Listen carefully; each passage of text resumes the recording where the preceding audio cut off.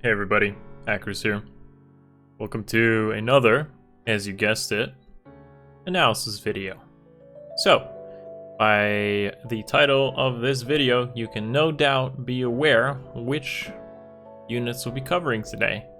And to my surprise, especially when I did my planning and research behind this, there are actually quite a few Red Tome units in the 3 and 4 star pool. One thing I want to say is that a lot of them have gotten weapon refines, and I actually expect more of them to get weapon refined soon.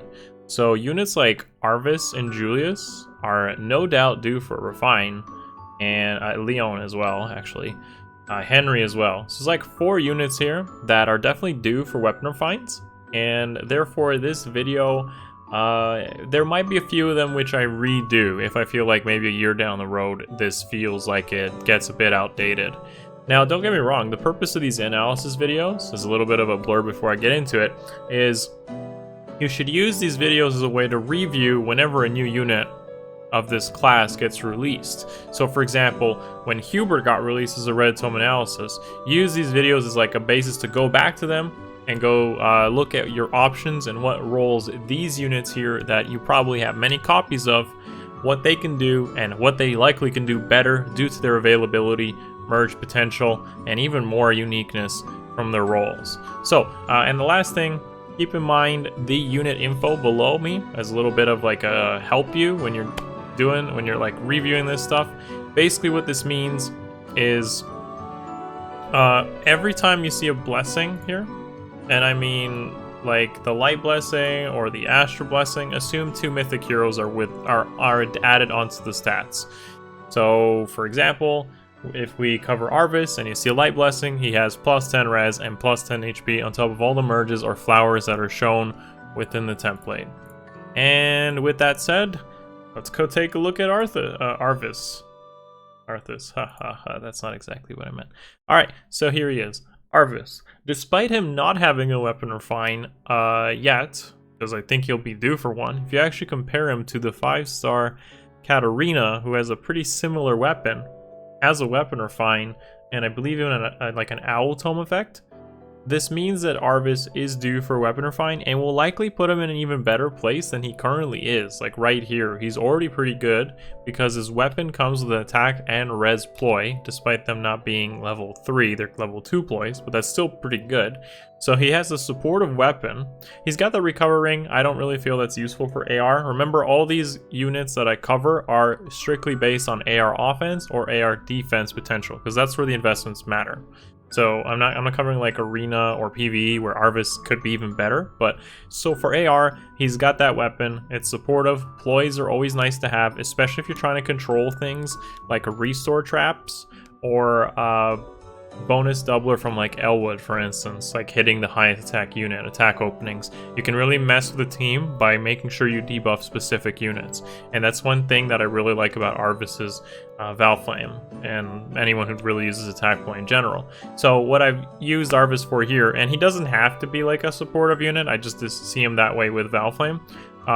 You HP stack him, give him Panic, Ploy in the Sea, and Smite with Defense Link, along with you using his Tome as a way to like debuff the enemy team and specific units. He's probably not the best support option, but he's not bad at it, and he definitely has the potential later to be a lot better for when he does get the Valflame refine, which with whatever additional effect adds, will only put him in a better place.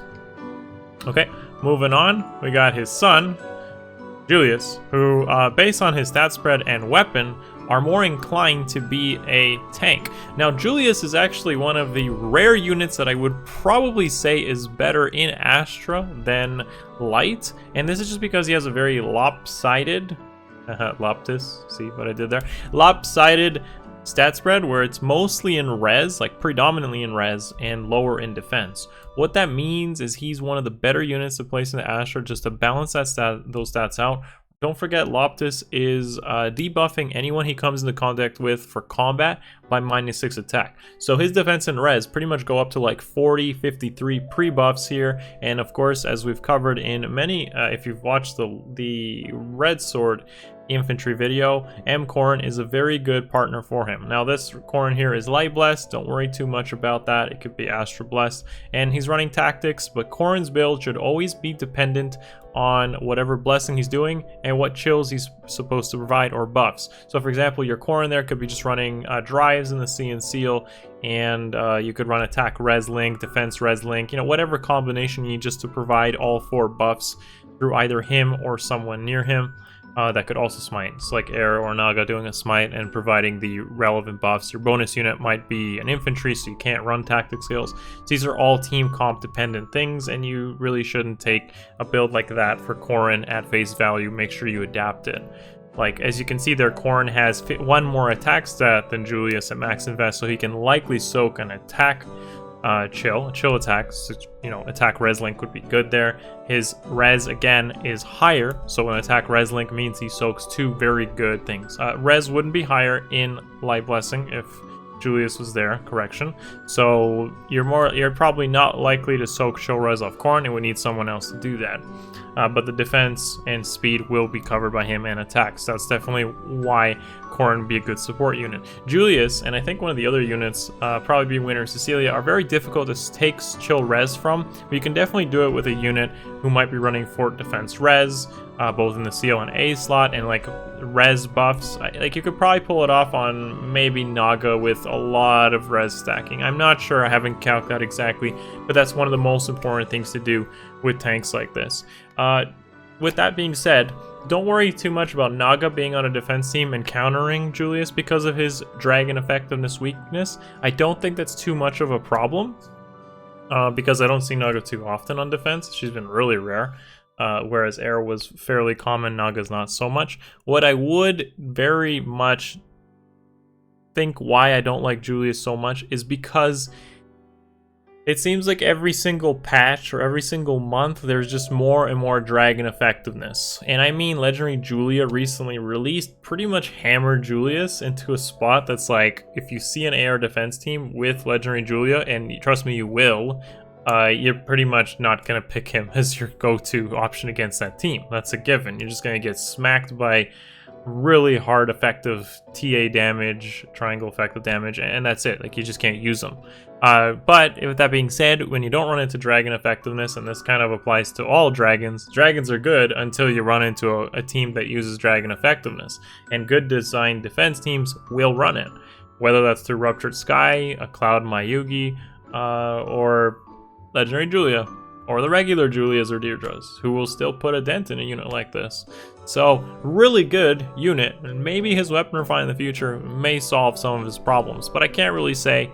I did definitely consider him at many times as my tank because he has a really good stat spread for it. Alright, moving on. A combination that many people are probably familiar with. Now, Azura on the left is using Guidance. That's just because you might have covered the buffs through other units, but Hone Attack 4 or Hone Speed 4, if you have them, are also good options. Torrent Dance can do your buffs as well. But yeah, using a Dancer that buffs all stats, or amplifies those stats through Prayer Wheel, really useful. And that's what we have here. We have a Blade Mage, the Red Blade to pick, which is Tharja. Now Tharja is a little more unique here because Tharja acts as kind of like a tank and a Blade Mage, so she's got really good attack speed.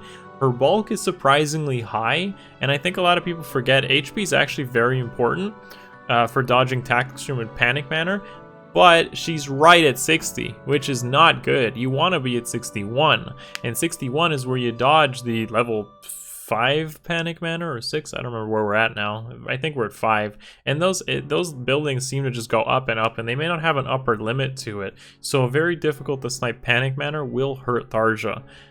Nino has the same problem, and any blue Blade Mage you want to use, maybe except Odin, will have this problem as well. So, I mean, she's still really good, and you can probably work around a Panic Manner in a lot of matches.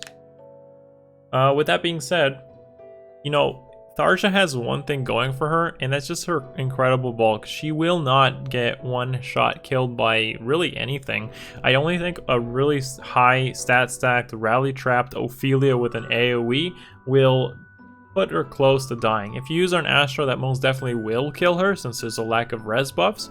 But in light, that won't happen, and she'll sweep teams easily, and this is on top of the fact that Tharja's Hex reduces the attack of the enemy units. So if she does somehow miss a kill, which I don't really think will happen, you will make sure the enemy units do very little damage with bulk in the low 30s up to the high 40s, sometimes with buffs. It's kind of ridiculous. Really good unit. Would highly recommend. The problem is a lot of teams use blue, and Ophelia being almost very omnipresent, you're gonna see Legendary Julia more often, and you still got other blue units that could present a problem. I've seen plenty. Reinhardt I mean, Reinhardt is still there, people still use him, so you know that does kind of put a problem, her being red, but when you even through those, she still can overcome a lot of those situations. I think a Legendary Julia with Mirror Impact may very likely survive a Tharja fully buff, but I haven't calced that.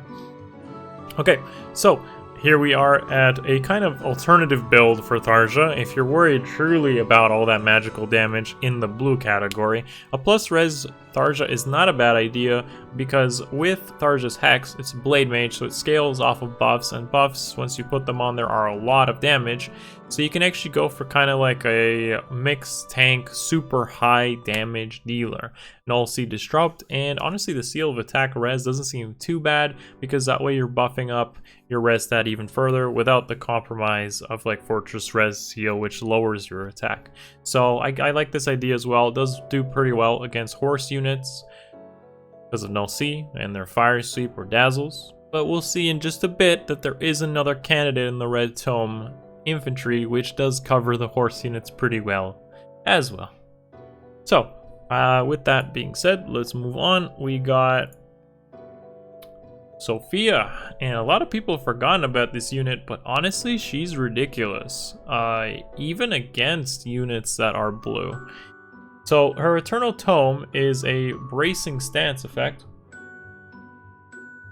which means she's got 44 base res. Maybe if you have Hone Attack 4 buffed up by Legendary Zora, you got yourself a 51 res unit.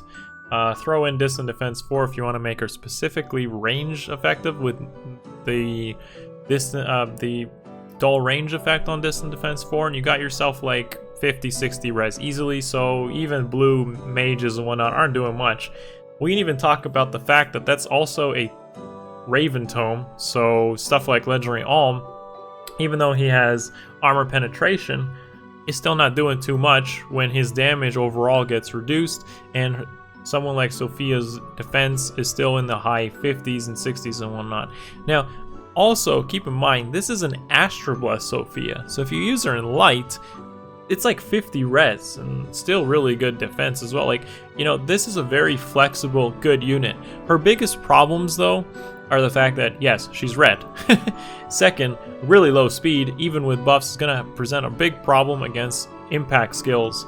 Mirror impacts, 30 impact, she very likely can miss kills, just like, and that's the biggest contrast between her and Tharja. Tharja's got good bulk, but not on the level of Sophia. Tharja likely to not miss kills unless you're fighting really high res units, like Legendary Julia, for instance. But Sophia most likely will miss the kill, and Quick Riposte puts it as like a speed check. And if you run into a Legendary Julia that might be using Yuns on a defense team, that's going to be like a 40 speed, almost 40 speed Legendary Julia. So Sophia post buffs is going to have problems winning that speed check with Quick Riposte. So, you know, with that, you know, with all that considered, I still don't think Sophia's bad, and I feel like she should be seen more, even on defense teams. I'm not going to cover Sophia on a defense team, but don't forget, a lot of people use air in their main comps, and colorless is still a very strong option for tanking. So I'm glad I don't see this, but an air defense Sophia is still really good, and her high natural attack and res means that she can just glacie something. She has, and the last point, 61 HP at max invest. That means she beats out highest level panics and healing towers, tactics rooms at this level. Everything. Healing tower doesn't really matter, but beats out all those HP checks that otherwise would cause problems to the rest of these range units. Okay, and yep, there he is. I think I've covered Raigh before, but I'll cover him again. Raigh is good.